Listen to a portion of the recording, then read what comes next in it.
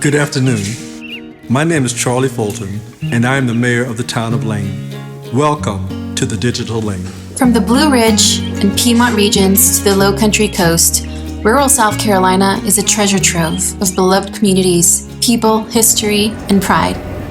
At the same time, many rural populations remain in a steady decline, with residents of all ages moving to urban settings for more job and career opportunities. A digital economy ecosystem can clearly expand people's horizons. The difference that you got to work on is whether folk just passively get expanded or whether they get expanded and do something with it. And what we're trying to do is get them both expanded and active in that ecosystem.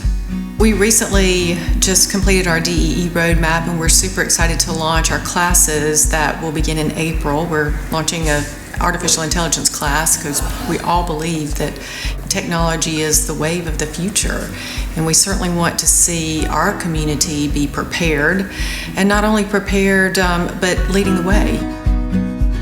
Since we've launched a lot of the programs that are a result of the DEE Roadmap that we created, we've had people from all over the region accessing our facility and the programs. We've had 44 new businesses start in just the last year when we started the program. In 2020, the South Carolina Office of Rural Health and South Carolina's Rural Innovation Network joined forces to introduce a statewide digital economy ecosystem initiative, facilitating the creation of place-based DEE roadmaps dedicated to enhancing economic and workforce development. Roadmap creation requires community leaders to explore local gaps and assets, identify concentration clusters, and develop an execution plan with strategic projects that leverage existing strengths. Today, South Carolina's DEE network comprises 6 pioneering communities with more than 140 engaged champions and nearly 50 unique projects. While some communities are in the early stages of implementation, the DEE network has already trained more than 400 people with digital skills, created over 100 new businesses, and more than 150 local and remote work jobs. As the world progresses, we're going to have more of a digital economy and be able to get the people who've never maybe had the chance to play with a computer to learn how to use it, have seniors use tablets to communicate with their family, and then also giving the prompt to people to learn how to use it, and so that children can compete for a higher education online and things like that. Digital Lane came to be as a result of the county passing the penny sales tax.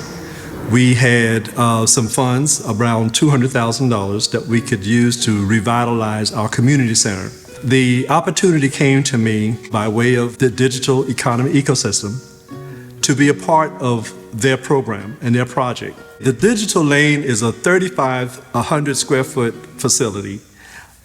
We have had computer training classes, we've had e-commerce classes, we've had social media and marketing workshops, Microsoft training programs. We also have had programs for farmers in helping them to build their farm business better. We are promoting our youth entrepreneur program where our kids will be involved in agriculture and technology. We're going to be working with Benedict College to bring the cybersecurity training and esports training to our community. We have participants in our programs that are doing big things in our small town. We have projects that are, multi-million-dollar businesses that are starting up in our programs.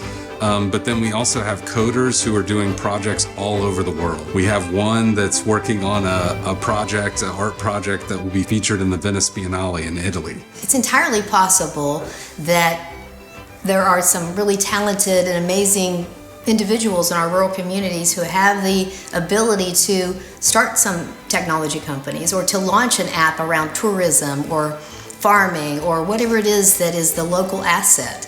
we're going to start seeing more and more of that, and I'm excited about it. And it just proves that it doesn't matter what your zip code is. You know, if you put your mind to it, you can go digital, you can do anything. My name is Adrian Crawford. I am the founder of High Altitude Drone Service. What we do is we have actually two sides of it. So we have agriculture, which is where we spray and seed crops. And then we have another phase of it, which is like surveying. So we can take aerial footage of construction sites from beginning to end, and we can get into places that, of course, you know, a regular man cannot. The DEE process has been quite eye-opening. We've learned a great deal. We've grown in our knowledge of some of the things that are out there, some of the opportunities, and we would love to share that. We're ideally located. I'm grateful, blessed, beyond blessed that it's right at home, you know, because not everybody has transportation. And even if they have the virtual outlet, do they have the resources to have a laptop or internet? You know, these are still things we're all working on. And so just to be able to have it here, maybe somebody can walk here, right? And that's what makes it so amazing. It's right in my hometown. I don't have to go anywhere. So that is a blessing. As the DEE network grows, rural South Carolina will continue redefining its future, reminding us all that a zip code is merely a number. With the right people and passion, the potential for prosperity is boundless. Join our efforts to reawaken, revitalize, and re-energize South Carolina's rural communities.